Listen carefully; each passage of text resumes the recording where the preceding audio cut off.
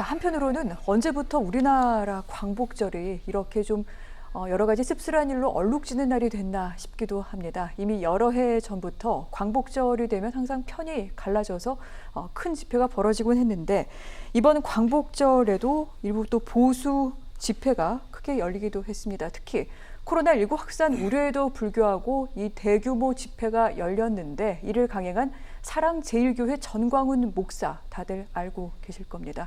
이 사랑제일교회 지금 계속해서 코로나19 확진자가 나오고 있는 가운데 전광훈 목사 본인도 확진이 됐다고 조금 전 방역당국에서 밝히기도 했습니다. 계속해서 여러 가지 좀 문제가 되고 있는데 전 목사 같은 경우에는 공직선거법 위반 등의 혐의로 구속 기소가 됐다가 보석으로 석방이 돼서 재판부가 허락하기 전까지는 집회를 자제하겠다 이렇게 약속을 한 바 있습니다만 지난 광복절에 대규모 집회를 강행을 한 겁니다. 정부와 서울시는 전 목사를 고발했고 검찰은 법원에 보석을 취소해달라 이렇게 청구한 상태인데 일단 전광훈 목사 코로나19 확진이 된 만큼 격리돼서 치료를 받는 게 우선이겠지요. 그리고 난 뒤 과연 당국의 의지대로 처벌을 받을 수 있을지 이 부분에 대해서도 궁금해하시는 분들이 많습니다. 이 부분 변호사님께서 좀 대답을 해줘야 될 것 같아요. 좀 전에 이제 속보로 전광훈 목사가 코로나19 확진 판정 받았다고 떴는데 네. 그렇게 왜 나가셨냐고요. 지금 코로나19 확진자 수 계속 증가해가지고 다들 이렇게 자중하고 조심을 하고 있는데 표현의 자유가 됐던 종교의 자유가 됐던 그것이 국민들을 향해서 설득력을 갖기 위해서는 네. 최소한 남한테 피해는 안 줘야 되는 겁니다. 좀 이해가 안 가는 부분이 있어요. 이제 코로나19 확진 판정을 받으셨으니까 먼저 치료를 받아야 되고 그 다음에는 이제 처벌이 문제가 되는데 저분이 처음에 구속이 됐던 거는 이제 공직선거법 위반이었어요. 그때 나가가지고는 뭔가 이렇게 문재인 대통령을 향해서 한 발언들도 제가 여기서 뭐 언급을 할 수는 없지만 좀 문제가 됐던 게 있고 보석을 할 때 그 조건이 집회에 참석하지 않는 거였는데 또 참석을 하셨단 말이에요. 내가 자가격리자인지 위반인지 그것과 관련해가지고 뭐 통지를 받았다 안 받았다 서울시하고도 논쟁이 있다고 하는데 그거는 이제 아까 그 전광훈 목사가 연설에서 그런 거에 대해서 얘기를 했다고 말씀을 하시더라고요. 그래서 이 부분은 사실 확인을 하면 바로 나오게 되는 것 같고 그다음에 자가격리자가 집회를 참석했으면 자가격리 위반이거든요. 그래서 감염병 예방법에 따라서 1년 이하의 징역 1천만 원 이하의 벌금에 해당이 되는 거고 또 문제는 뭐냐면은 방역조사와 관련해 가지고는 신도들의 명단을 제대로 제출하지 않는 등 방역당국이 협조를 하지 않았다 그래요. 이런 문제를 가지고는 인천의 한 학원 강사 이태원 클럽발 확진자 수 막 늘어날 때 그때 그 이태원 클럽발 그 확진자 관련해 가지고는 인천의 학원 강사 구속이 된 적도 있거든요. 일단 확진 판정을 받으신 거에 대해서는 안타깝지만 이 상황에서 집회를 강행했다는 부분에 대해서도 안타깝고 얼른 나으셨으면 좋겠고 그 다음에 본인이 이런 그 책임을 질 부분에 대해서는 처벌을 받아야 되겠죠. 알겠습니다. 감염병 예방법을 위반한 부분에 대해서는 당국의 법 지킴이 굉장히 좀 엄격하게 시행되고 있는 중이기도 합니다. 방금 그리고 전 변호사님 지적하셨습니다만 자가격리 통보 여부를 놓고 전광훈 목사 측과 또 서울시와 당국 측에서 계속해서 논쟁을 벌이고 있습니다. 정확한 진상은 뭔가요? 지금 논쟁은 한쪽에서는 그 집회가 있기 전에 뭐 이미 15일 오후 2시에 본인에게 직접 통보를 했다 이렇게 얘기를 하고 있고 또 변호인 측에서는 본인한테 통보를 했지만 직접 수령하지 못했고 나중에 5시 20분이 돼가지고 받았기 때문에 집회에 유예한 것이다. 이제 뭐 이거 가지고 법원에서는 어떻게 나올지 모르겠습니다만 그런데 이런 논쟁 자체가 굉장히 국민으로서는 불쾌하고 괘씸하죠. 왜냐하면 일단 이 코로나19 환자가 사랑제일교회에서 나왔던 게 언제입니까? 집회 전에 나왔잖아요. 확진자가 나왔다면 그 교회에서 예배를 드리는 상황들을 누구보다 잘 알고 있는 사람이 목사잖아요. 그 성도들이 다 안전할 수가 있겠습니까?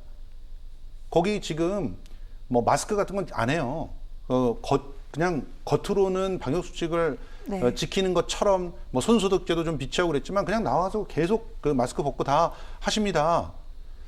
그리고 일부 우리 그 기자들이라든가 그 과학 그 쪽에 나름대로의 그 엘리트적인 지식을 쌓고 계시는 분들이 이번 이렇게 코로나가 다시 재차 창궐한 것은 정부가 헷갈리는 메시지를 줬기 때문이라는 식으로 얘기를 하시는 분들이 있어요. 일부에서. 그러면서 7월 24일서부터 교회 소모임 이거 왜 허락해 줬냐 그런데 허락 안 해주고 그러면 어떡하라고요.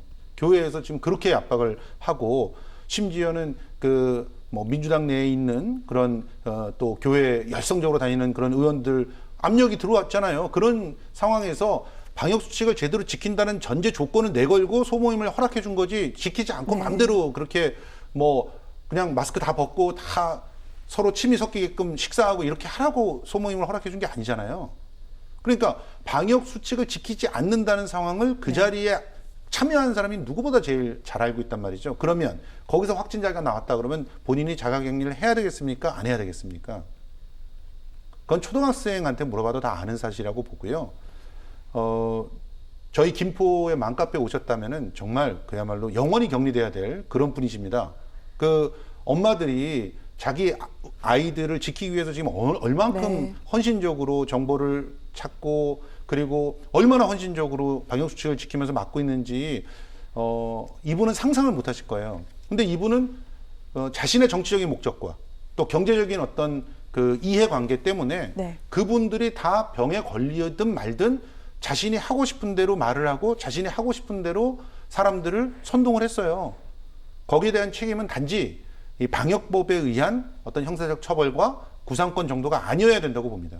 알겠습니다. 이건 사실상 뭐 생화학 테러와 준하는 그런 일들이 벌어졌다고 봐야 되기 때문에 그 부분에 대한 철저한 책임을 지금 묻지 않으면 나중에 이런 일이 실제로 적으로부터 만들어졌다고 생각해 보세요. 그러면 어떻게 그걸 대응을 할 수 있겠습니까?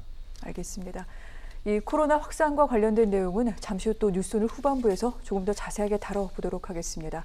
그런데 이 정치권에서 이 집회가 또 문제가 되고 있는 부분이 있습니다. 지난 15일 광화문 집회에 미래통합당의 홍문표 의원이 참석한 것으로 뒤늦게 확인이 됐는데 홍 의원 4선이고 지역구가 충남 홍성 예산이죠. 이렇게 밝혔습니다. 집회에 참석하기 위해 올라온 지역구 주민들에게 인사하기 위해서 10분 정도 머물렀다라고 얘기를 했는데 통합당에서는 김진태, 민경욱 전 의원도 참석을 한 바 있습니다. 통합당 요즘 지지율이 올라가면서 굉장히 좀 여러 가지로 몸을 또 사리고 조심하는 모습입니다. 장외투쟁 같은 경우에도 굉장히 좀 자제하고 있는데 현역 의원이 집회에 참여를 했다면 당 내에서는 이 부분을 어떻게 받아들이고 있을까요? 글쎄요. 당 내에서는 어떻게 받아들일지 모르지만 국민들은 경악을 하고 있는 상황입니다. 자, 지금 광화문 집회에 뭐 적게는 수십 개의 단체가 그러니까 예를 들어 광화문 앞이라면 다른 사람들은 세종대왕 동상 앞, 어떤 사람은 이순신 동상 앞 이러면서 집회 신고를 수십 개를 했어요. 그 수십 개를 한 것 중에서 유일하게 박경순 판사가 허락을 해준 그 집회가 바로 이 민경욱 전 의원이 낸 집회입니다. 그런데 그분도 좀 이해가 안 되거든요. 그 집회에 다른 우익 인사들이 몰려들어서 함께 그 집회를 할 것이라고는 상상을 못 하셨던 것처럼 얘기를 판결문에 적으셨는데 지금 벌써 한 석 달 이상을 그런 방식으로 집회를 해왔거든요. 서로 다르게 집회 신고를 해가지고 집회 신고가 받아들여진 어느 한 곳이 나왔다 하면은 모두 다 가가지고 집회를 갖다 키우는 그런 형태로 계속 이 우익 인사들의 집회가 이어졌었습니다. 그런데 이번에는 아주 정확하게 민경욱 전 의원이 그 어려운 일을 해내신 거죠. 그래서 광화문을 뚫은 겁니다. 그 책임을 갖다 자기가 당연히 져야죠. 지금 그 정광훈 목사 같은 경우도 여기에 참석을 했잖아요. 그래서 같이 연대 집회를 갖다 하신 거잖아요.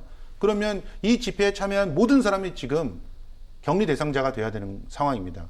그것을 지금 민경욱 의원이 만들어서 발판을 깔았고 그 같이 연단에 올라가서 역시 마이크 잡았던 분이 김진태 전 의원이 있고 홍문표 의원 같은 경우는 국회의원으로서 자기 지역구에 계신 분들을 정말 걱정하고 보호하기 위해서 이런 집회에 참석하지 말라고 종양하고 실제로 참석하는 사람들이 있으면 그것을 자기가 격리를 하고 대구로 안내를 해야지 마땅한 그런 그 책무가 있는 국회의원이 인사하기 위해서 여기 참여했다는 게 이게 해명이 되겠습니까? 같이 응원을 하시려고 참여를 하신 거죠. 10분이라도. 이런 상황이라면 미래통합당 자체에서 국민들에게 사과를 해야 되고요. 다시는 이런 일이 반복되지 않게끔 정확하게 네. 거기에 대한 징계를 하지 않으면은 미래통합당이 사실상 판을 깔아준 거네라는 얘기에서 벗어나지 못할 거라고 생각합니다. 네. 자, 방금 평론가님께서는 이 참석한 의원 분명히 좀 징계를 해야 된다 이렇게 얘기하기도 하셨는데 통합당 같은 경우에는 상당히 좀 곤혹스럽지 않을까 이런 생각을 하기도 합니다. 호남 또 중도층 공략을 하면서 최근 상승세를 보이고 있었는데 여러 가지로 딜레마에 빠진 것 같은데 또 일각에서는 확실하게 태극기 서력이라던가 이 보수 강성 세력들과 선 긋기를 통합당이 제대로 하지 못하고 있다 이런 얘기까지 나오고 있습니다. 어떻게 보십니까? 앞으로의 상황. 그 통합당이 이번 총선에서 실패했던 이유 중에 하나는 네. 왜 박근혜 정권 때 그 진보 진영에서 팟캐스트가 생겨가지고는 표심을 끌어오는데 사실 기여를 한 부분도 있어요. 그래서 이제 보수 유튜브를 그거랑 같이 생각을 하고 뭐 장외 집회라든지 뭐 아스팔트 보수 유튜버들이랑 같이 간 것이 일종의 전략적 실패가 아니었나 저는 그렇게 생각을 하거든요. 그래서 통합당이 정말 집토끼를 잡고 싶으면은 먼저 저는 중도를 잡아야 된다고 생각을 해요. 왜 저번에 윤희숙 의원 5분 연설이 히트를 쳤었던 거는 회자가 됐던 거는 그게 어떤 일반 국민의 민심에 다가가는 호소력이 있었기 때문이거든요. 그거는 보수 집토끼를 향해서 던진 메시지가 아니었단 말이에요. 그렇게 가야 될 것 같고 홍문표 의원 이거는 뭐 현역 의원 한 명 거기 사진 찍힌 거 있다고 해가지고는 미래통합당이 판을 깔아줬다 그렇게 볼 수는 없지만 여기 당규를 보면은 사회적인 물의를 일으킨 사건에 대해서는 뭐 여러 가지 징계를 할 수 있도록 그렇게 돼 있어요. 근데 다만 여기 지금 집회가 전부 금지가 됐던 건 아니라 일부 허용된 집회는 법원에 의해서 허용이 된 집회는 있었거든요. 그래서 방역 수칙을 준수하는 조건으로 법원에서 허용을 한 집회는 있었기 때문에 어디에 참석을 했던 건지 이분이 거기 참석하게 된 경위는 뭐였는지 일단 사실관계에 대한 조사는 하고 난 뒤에 상응하는 조치가 이루어져야 할 것으로 보입니다. 알겠습니다. 통합당은 정부의 방역에 모든 국민은 적극적으로 협조해야 된다 이렇게 밝혔습니다만 어떤 전광훈 목사라던가 본인들의 그 참석한 의원들에 대한 언급은 없었습니다. 이 부분은 어떻게 봐야 될지 좀 짧게 말씀을 좀 부탁드리겠습니다. 정당으로서 국민에 대한 책임감이 전혀 없는 모습입니다. 지금 우리 전 변호사님께서 방역 수칙을 잘 지켜야 된다. 집회에서도 그런 집회에 참여했는지 아닌지 가려야 된다 이렇게 말씀하셨는데 아니 법원에서 그랬어요. 방역 수칙을 그러니까 법원에서도 조건으로. 그렇게 얘기했고 당연히 그건 상식이죠. 옳은 지적이신데요. 실제로 제가 저 집회에 관련돼 있는 영상들을 다 훑어봤지만 방역 수칙 지키고 있는데 없었거든요. 마스크는 거의 다 벗고 계셨고요. 심지어 그 현장에서 음식을 다 나눠 먹고 계시는 그런 일들이 벌어진 곳이 바로 홍문표 의원이 참석하셨던 곳이에요.